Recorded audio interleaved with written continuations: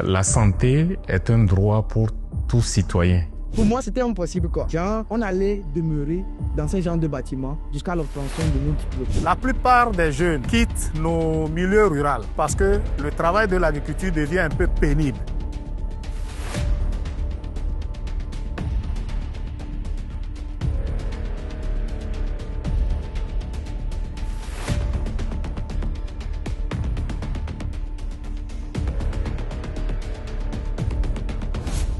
La santé est un droit pour tout citoyen. Et ce droit-là, il est reconnu par l'État comme tel. Et donc, l'État prend toutes les dispositions pour garantir ce droit d'accès aux soins de santé. Mais ceci à travers deux axes. Le premier axe, c'est ce que nous appelons la construction de l'offre de soins de santé, c'est-à-dire les infrastructures sanitaires, les équipements médicaux, le personnel médical et paramédical. Donc tout ceci pour garantir le fait que les soins de santé soient disponibles et de bonne qualité, parce que en plus, la santé est un facteur important aussi de développement, car pour contribuer à la production de la richesse nationale, naturellement, il faut être en bonne santé. Et ça, c'est un travail que l'État a fait énormément et vous pouvez le constater. Sur le terrain, ces derniers temps, s'il y a un secteur, c'est le secteur de la santé.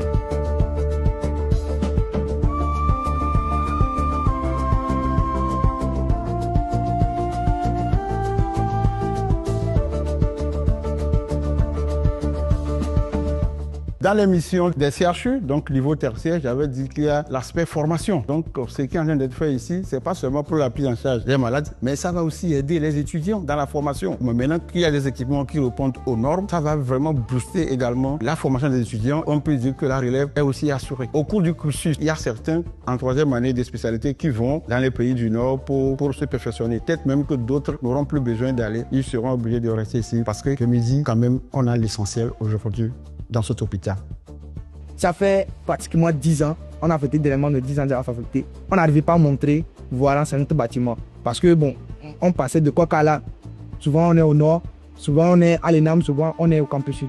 Maintenant, nous sommes tellement fiers de pouvoir compter notre bâtiment du doigt pour dire que bon, voilà, moi je vais rentrer dans ce genre de bâtiment. Et personnellement, ça nous encourage à aller au bout de nos objectifs, qui est de devenir comme des enseignants dans ce genre de bâtiments, qui vont nous permettre de pleinement montrer nos potentiels, ce que nous pouvons vraiment donner pour la population. Moi, d'abord, je suis un des étudiants de l'Université de Kara. J'ai fait ma maîtrise avant d'aller faire le 3e cycle ailleurs, puis je suis revenu en qualité de secrétaire général. Et depuis ce temps, l'université a progressé, mais avec ces nouvelles infrastructures qui répondent aux normes internationales, je pense que nous avons une université de référence, avec des laboratoires, des salles de TP qu'on ne retrouve pas forcément ailleurs. Et donc c'est une joie quand on est ancien étudiant et on est au service d'une université de la voir se développer. Ici, nous sommes au Centre régional de mécanisation agricole de Tchitchao. Ce centre est né d'une grande vision. Lorsque nous observons un peu notre pays, c'est un pays fortement agricole et l'agriculture occupe une grande partie dans le développement économique de notre pays. Force de cela, le président du conseil, après des analyses, a trouvé qu'il faille rendre plus performante notre agriculture. Et dans cette vision, il a pensé à mécaniser, à faciliter l'activité de l'agriculture.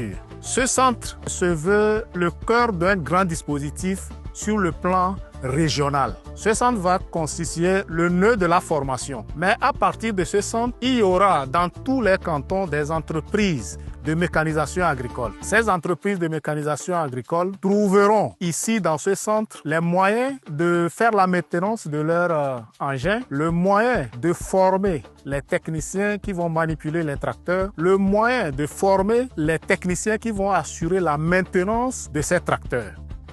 Vu que le gouvernement a mis les moyens dans la mécanisation agricole, ce n'est plus comme autant nos parents se fatiguaient avec les houes, les haches, aller au champ.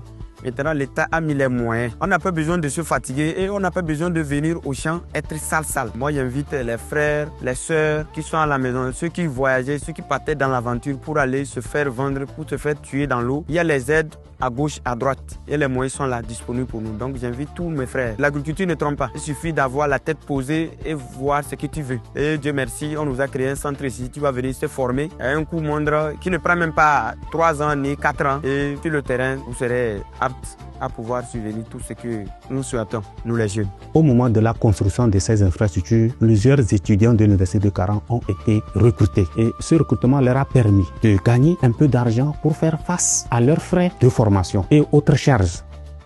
Ce chantier a été une opportunité pour moi. J'ai eu à acquérir certaines compétences pour compléter mon parcours licence. Quand je dis opportunité, je dis ça m'a permis de pouvoir payer mes cours en fonction des rémunérations que j'ai eues sur ce chantier. Payer mes tickets de bus, pouvoir subvenir à mes besoins à la maison comme en dehors. Manger aussi à ma faim. Donc, je suis fier d'avoir participé à ce projet parce que ce projet a eu un impact très significatif dans ma vie. La particularité de ce centre, c'est que déjà vu même son immensité, parce que ce n'est pas 2-3 personnes qui viendront y travailler, ça va diminuer le taux du chômage. Ce centre qui est arrivé ici à Amouglo permettra aux habitants d'Amouglo de développer une activité génératrice de revenus. Et c'est un ouf de soulagement. On aura une baisse en taux de mortalité. Et ce centre va sauver les mamans qui viennent pour donner vie.